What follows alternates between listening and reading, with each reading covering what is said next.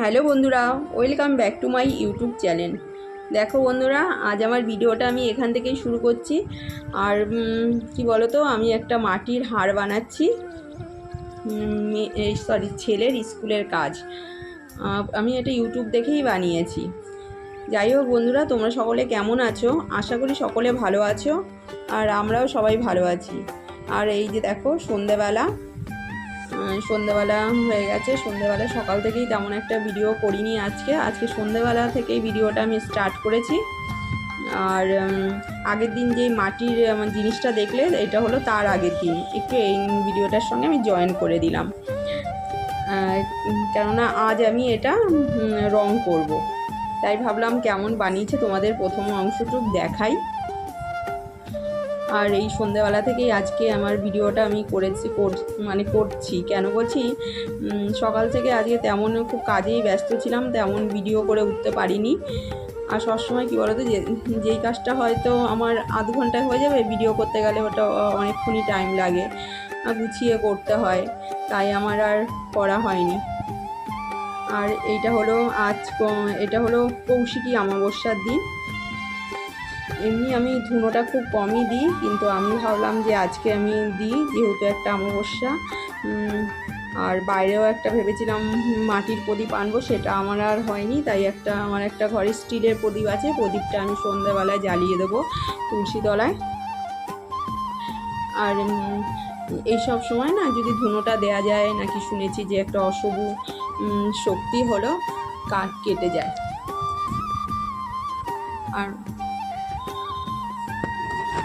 আর আমি তো এর আগেও কোনো দিন সন্ধ্যাবেলা থেকে যা করি না কেন তোমাদের সাথে শেয়ার করিনি, কারণ এক এক দিন এক এক সময় আমার সময় থাকে। বেশিরভাগ সময়টাই আমার পার্লারে কেটে যায়। আর এই যে আমার তুলসীতলার সামনেই যে ফুল গাছটা মাঝে মাঝে তোমাদের দেখাই, সেই ফুল গাছটা।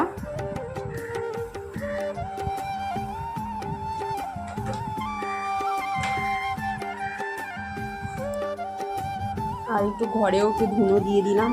এবং কী বলো তো, ধুনোটা দেওয়া তো খুবই ভালো, কিন্তু অনেক সময় কি হয়, তাড়াহুড়োতে আর দেওয়া হয় না। কিন্তু জানো তো, আগেকার দিনের মানুষরা না এই ধুনোটাই বেশি ব্যবহার করতো। আর এদিকে দেখো, আমার মেয়ের একটা ঘড়ি এসেছে, জন্মদিনের গিফট।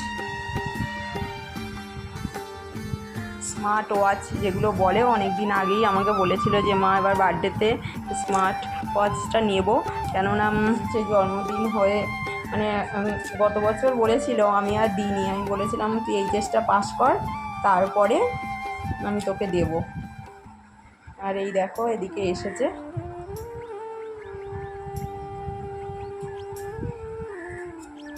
এটাও তোমাদের সাথে শেয়ার করি, বলো ঘড়িটা কেমন হয়েছে। এর আগের দিন জানো না, মার্কেটে গেছিলাম ঘড়িটার জন্য, কিন্তু কি বলো তো, ওখানে এক হলো অনেকটা দাম, আর হলো ওর কালারগুলো তেমন সব ব্ল্যাকের মধ্যেই বেশি একটা ছিল বলে বললো না, আমি ব্ল্যাকের মধ্যে নেব না।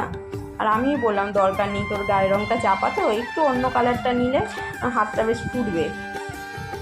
ব্ল্যাক ঘড়ি তো সবসময়ই সবাই পরে, সেটা কোনো ব্যাপার না। আর এইটাই হলো জন্মদিনের গিফট। সামনে সেপ্টেম্বরে 11 তারিখে ওর জন্মদিন, তাই আগের থেকে একটু নিয়ে নিলাম, কেমন হয় না হয় যদি পাল্টাতে হয়, তাই একটু আগের দিন নিয়ে নিলাম। আর এদিকে দেখো, জামা কাপড় কাছাকাছি করেছি, সেই জামা কাপড়গুলো আবার এখন ভাঁজ করতে হবে। আর একটু চা করে নিয়েছি, কিছু ওদের হরলিক্স দিলাম না, কেননা আমরা একটু যাবো কী বলে কৌশিকী অমাবস্যা, যেহেতু কালী পুজো, সেইখানে সবাই মিলে যাবো। আমি থাক, তোদের এখন দুধের কিছু খেতে হবে না, যদি আবার গ্যাস হয়ে যায়। আর এদিকে আমার ছেলে বলছে যে মা আজকেই আমার মিসকে বলে এসছে নাকি, মিস আজ কালকে আমার গয়নাটা আমি নিয়ে আসবো। আমি আবার বললাম যে কেন রে, দুদিন পরেই বলতে পারতি। তাই দেখো, সেটাকে রং করতেই আরম্ভ করে দিয়েছি।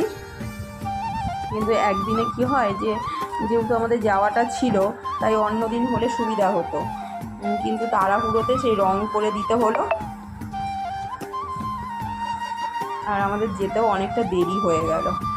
আর এই যে পুজো দেওয়ার জন্য মিষ্টি ফুল আনা হয়েছে। ছেলে মোটামুটি রেডি হয়ে গেছে, এই যে আমরা সবাই রেডি হচ্ছি।